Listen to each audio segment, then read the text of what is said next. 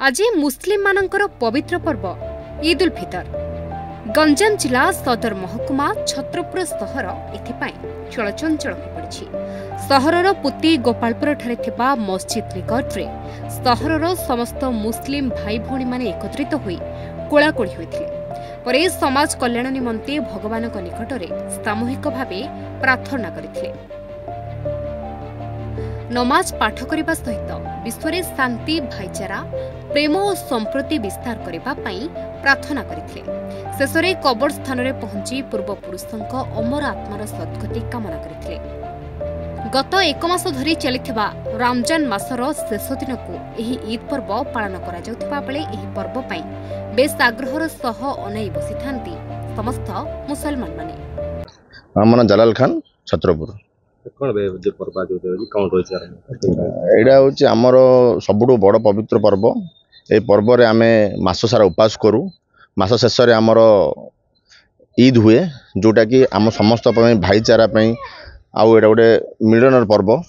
ए दिन समस्ते सकाळ उठी निज निजर स्नान सारी निजक पाक साक करी एवं समस्ते नुआ वस्त्र पिंधि दान दक्षिणा देई मस्जिद को आसते नमाज पढ़िया।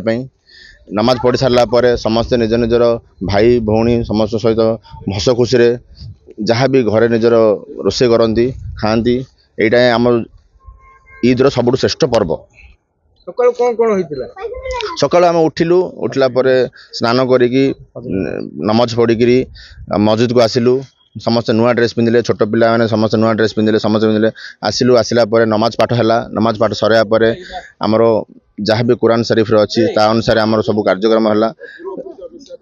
तापर शेष में आमर से सरला आमर पूर्वपुरुष मैंने जो आम कब्रस्तान अच्छी से कब्रस्तान आसी आम से दुआ कलु। से आम घर जा निज निजर सब करूँ। मो ना इजु अमीन खान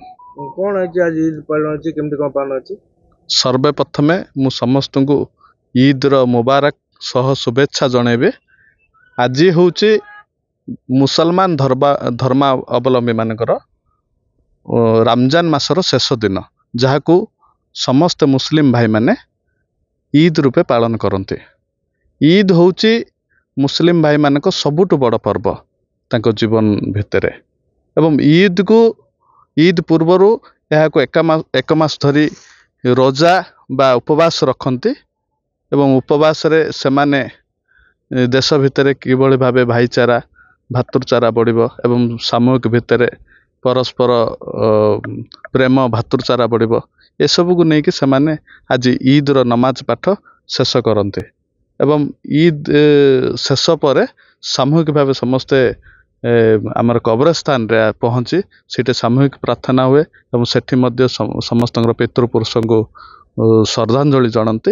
यापर आजिका दिन में समस्त मुसलमान भाई माने भल लुगा नुआ लुगा पिंधती गरीब मान को दान दियंती एवं भल मंद आज घरे सब रोषेई हुए खाद्य अन्य मान को मध्य दियंती। एवं यह हूँ मुसलमान मानकर जीवन सबुठ बड़ उत्सव बा उत्साहजनक पर्व। मोर ना हूँ अफरोज खान छत्रपुर। कौन कहे आज ईद उल फितर पालन कर मुख्य उद्देश्य कौन रही पालन कर आमे वर्ष को थरे ईद उल फितर पालन करूँ। और ईद उल फितर हूँ आमर बहुत बड़ पर्व जो द्वारा आमे सबू मुसलमान भाई भौणी समस्ते आमे उषा रहू। ताहाको आमे राति 4टा बेले उषा करूँ एवं संध्या 6टा बेलू या आमे उपास खोलू। आउ समस्त प्रार्थना करूँ भाई भौणी समस्त आम सब एकाठी रहू समस्त मिसिकी। आउ यही पर्व आमर बहुत गुरुत्वपूर्ण ड्यूटी कि आमर ईद कुरान यही पर्व रे नाजिल होता से जो आर बहुत महत्व जेहेतु आमर कुरान हूँ आमर कुरान पाक महत्व हूँ सबुठ बहुत गुरुत्वपूर्ण से जो आम यही रमजान को बहुत गुरुत्वपूर्ण रे पालन करूँ। एटा मार्च 1 तारिख रे आमे आरंभ करूँ एवं मार्च 31 तारिख रे यहाँ शेष है। पूरा एक मास धरी आमे पूरा कुरान पाठ करूँ पर्वपर्वाणी समस्त आमर भाई बंधु कुटुंब सबू मिलमिशि आसू सबू घरे रहू सबू ओषा करूँ और समस्त प्रार्थना भी करूँ। छत्रपुररू जितेंद्र नायकों रिपोर्ट न्यूज टुडिया।